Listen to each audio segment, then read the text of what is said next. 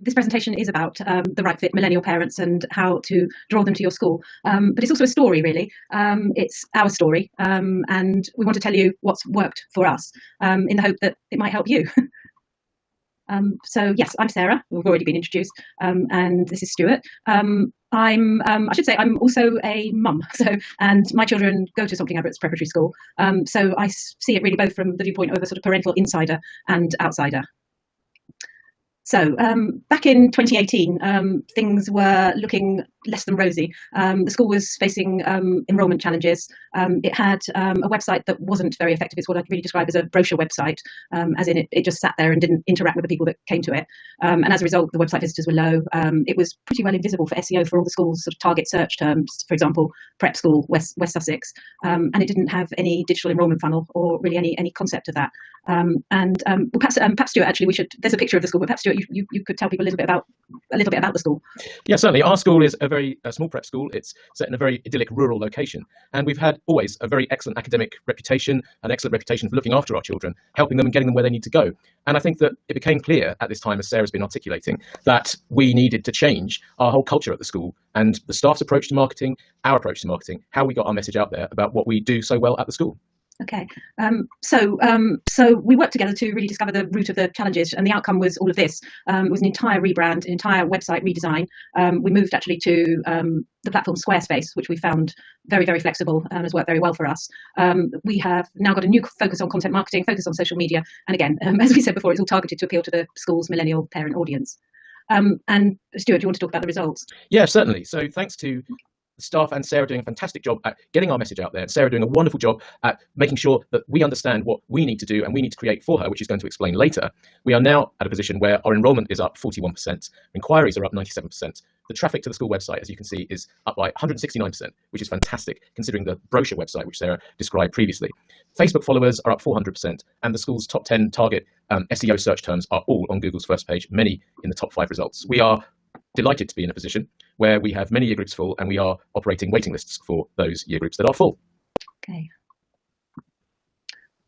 Yes, and then in fact, I think it was last year, wasn't it? We entered the UK Content Awards, and we were delighted to be named a winner. And this is what the judge said.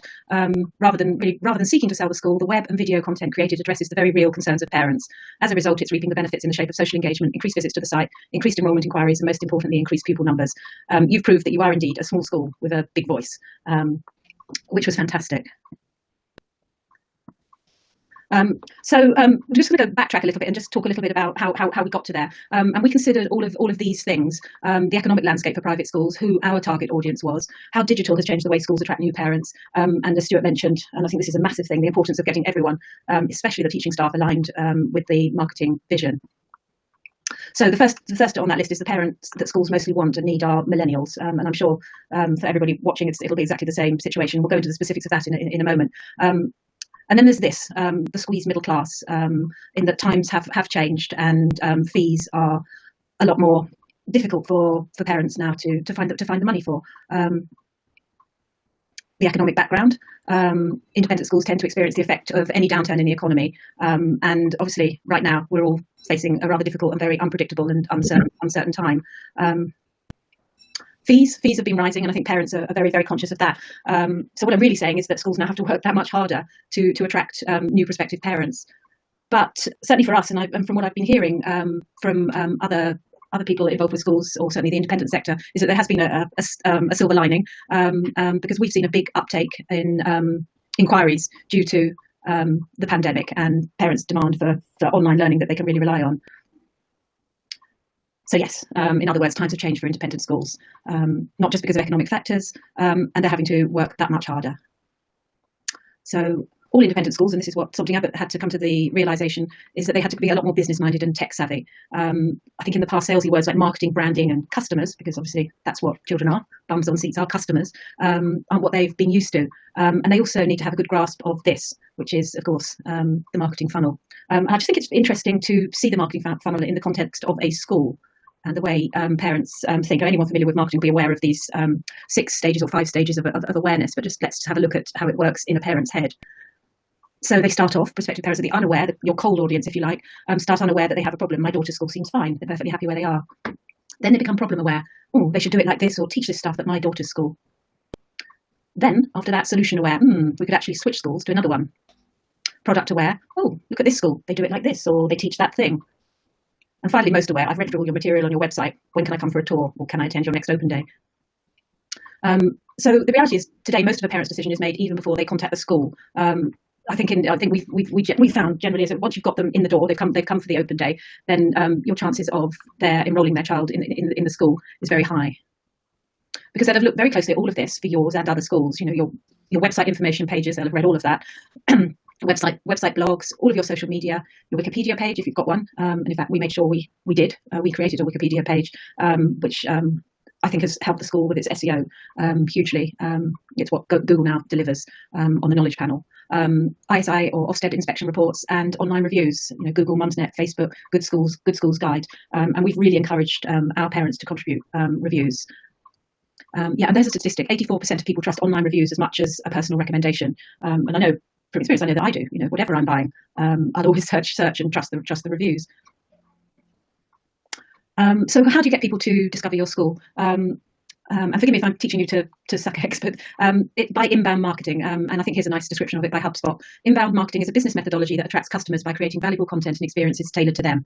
While outbound marketing interrupts your audience with content that they don't always want, inbound marketing forms connections that they're looking for and solves problems they already have. So the secret is to understand what those problems are.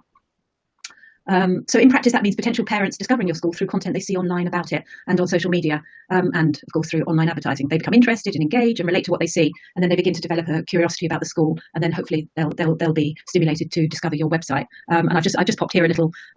This was a Facebook awareness ad that we ran some time back. It was with a video, and it was about the school's emphasis on outdoor learning.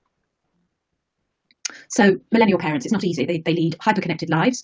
They Google everything and depend on their phones to do their internet research. They're able to recognise hype, insincerity and misinformation. And 84% don't trust traditional advertising. And again, the buyer's journey has changed. So it goes back to what I was saying previously. They'll have done all of their own research. Apparently, a consumer engages with 11.4 pieces of content prior to making a purchase. And they also want to buy from a brand with which they have high emotional engagement. And I'm going to talk a little bit more about that because I think that's very important. But the questions that they want answered are all this kind of thing, and they need to be able to find the answers from your website. You know, what can my child do better at this school? What are the teachers like? How much money do I have to shell out? Important one: will my face fit as a parent? And then there's lots of practical questions there. But they'll want answers to all of that, and I think it's the website's job to answer all of that. Yeah, the website. So this is why the website is, of course, so very, very important.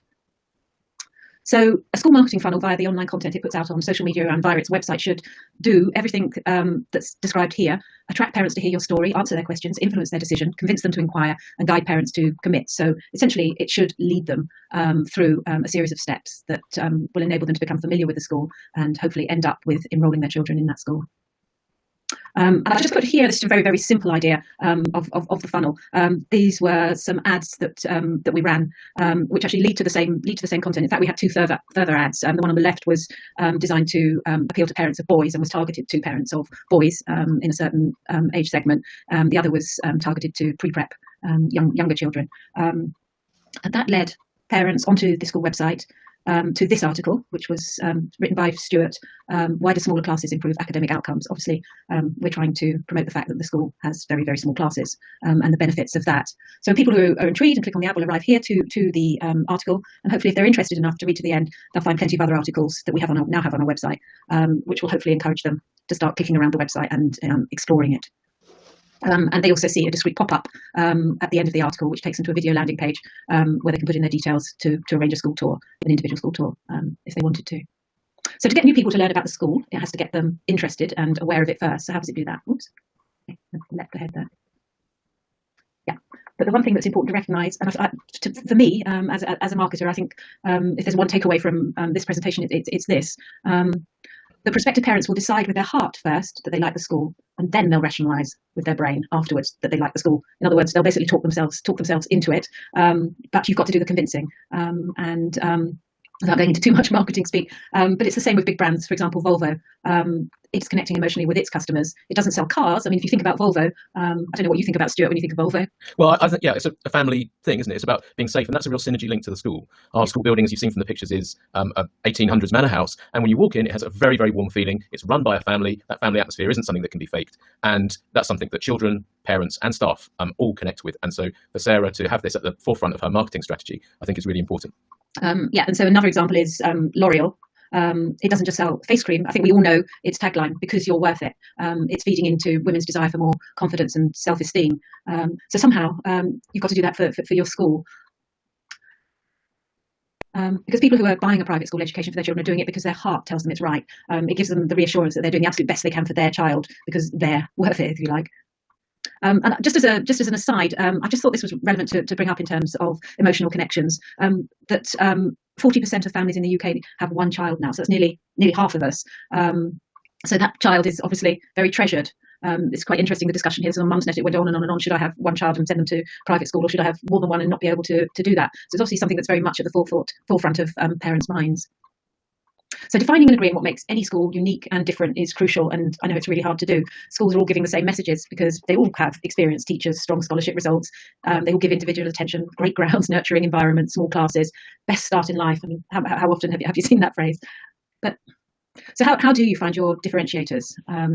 You do it through competitive analysis, demographic research, and voice of customer. And I'm going to explain a little bit more about voice of customer in a moment.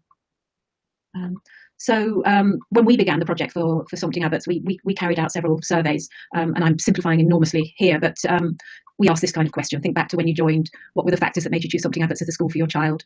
Please let us know what you and your child or children especially value about Sompting Abbots. If you were to describe Sompting Abbots to a friend or an acquaintance considering enrolling, how would you advise them?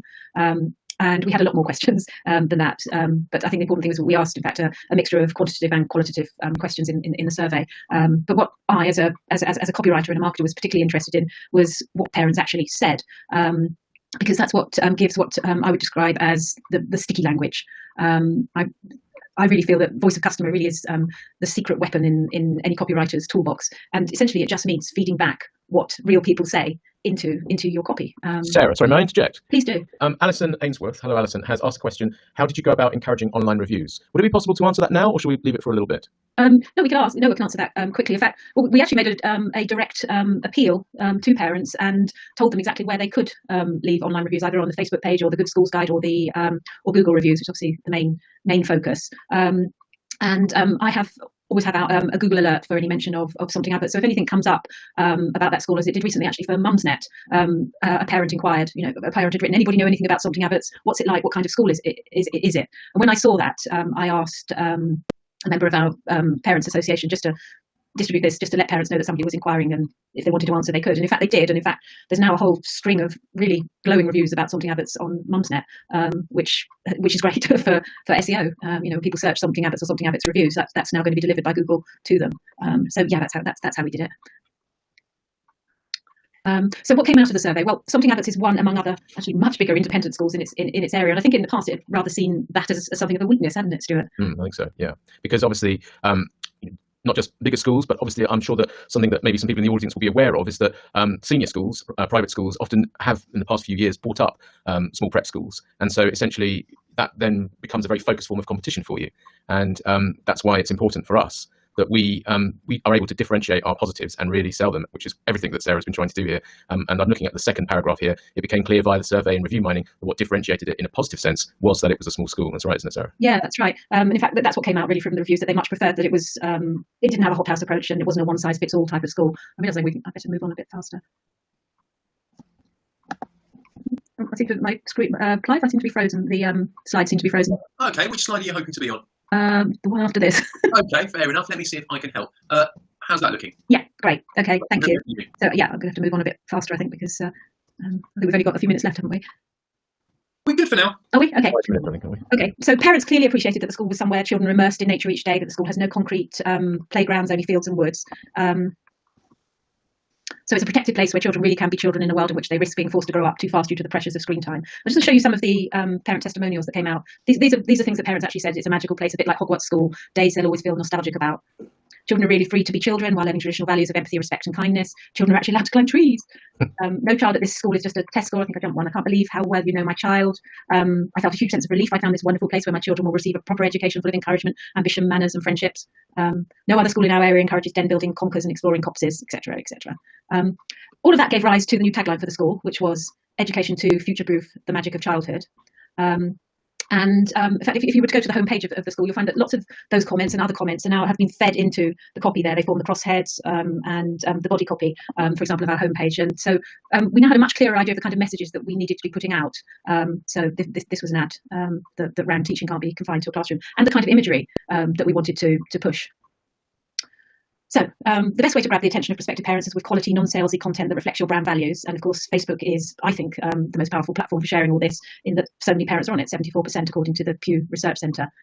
Best types of content: blogs, articles for the website written by the staff or with staff input, inspiring photos of happy children, absolutely vital, videos of children enjoying learning, and social media posts showing glimpses of life at school.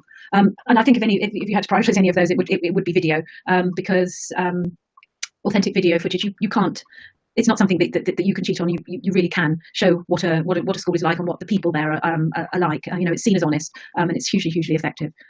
These are just a few of the videos that we've made at school. We've made scores of videos now, and we've done them very simply, just by, if there's an event or we have an idea, we just roughly storyboard something. We film with an iPad, a microphone, and then we edit it in fairly simple editing programs. And videos are also very shareable. You can turn them into Facebook ads. You can share them organically. We've shared a lot of material organically on Facebook. We've really tapped into Facebook groups to share content. And it's worked very well for exposure. These are some of the blogs that are on the website, which have been written by staff, right down to the unexpected benefits of learning Latin, and how to tell if your child would benefit from SEND support. We're not selling the school with these. They are designed to inform people. And actually, these have had enormous SEO value. If you Google now, should my child learn Latin, that's the top Google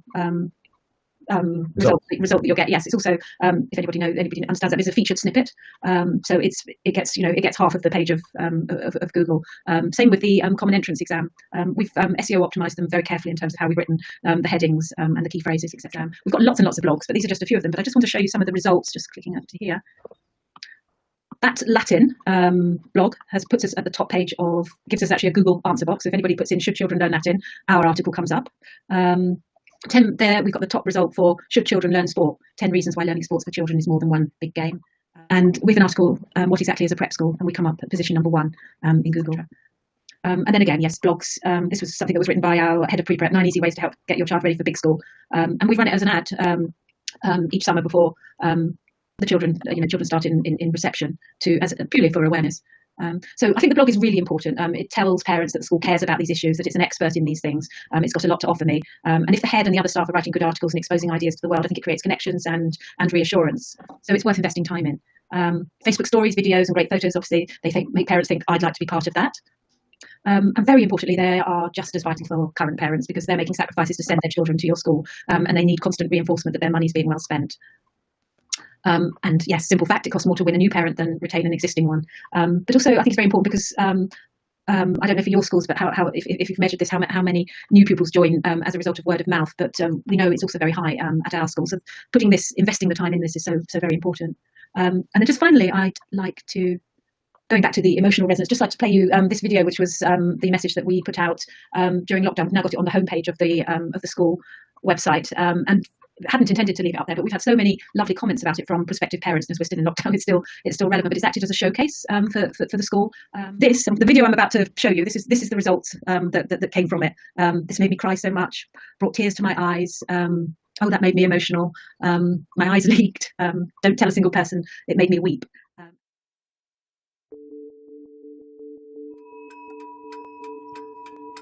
The corridors are quiet, the class bell unrequired, the only sound the tick-tock of the old grandfather clock. Unadmired, the trees have lost their blossom, strewn across the grass and grounds, the sports pitch deserted of balls and players, the pool still and empty of splashing swimmers. In the walled garden, the willow dome turns green. Around the fairy ring, children remain unseen. The clatter of pans and the smell of lunch cooking no longer seep from the windows of the school kitchen. Oh, we had so many plans. Concerts, fixtures, plays, and, yes, exams. All for now stopped in time, until this world moves out of quarantine. But this is the challenge of where we are now, studying, zooming, and grasping how, although we might not be physically together, there are new ways to learn and discover. We're even keeping ourselves fit. We're making the best of it. When this is over, we'll always remember the people who made sure we didn't flounder. The familiar scurry of eager feet, of children's chatter, banter, and greets will have to wait until the time we no longer rely upon the world online. We only miss what we've got once it's been taken away, but we know we will be back together one day. The ending now may not be clear, but the school will always be near. A school family is like a circle. The connection never ends. Even if now we're separated, in time the world will mend. For now it may be lost property. What was normal has now changed, but you will find your school again. We just don't yet know when. Goodbyes are not forever. Goodbyes are not the end. They simply mean we miss you, until we can meet again.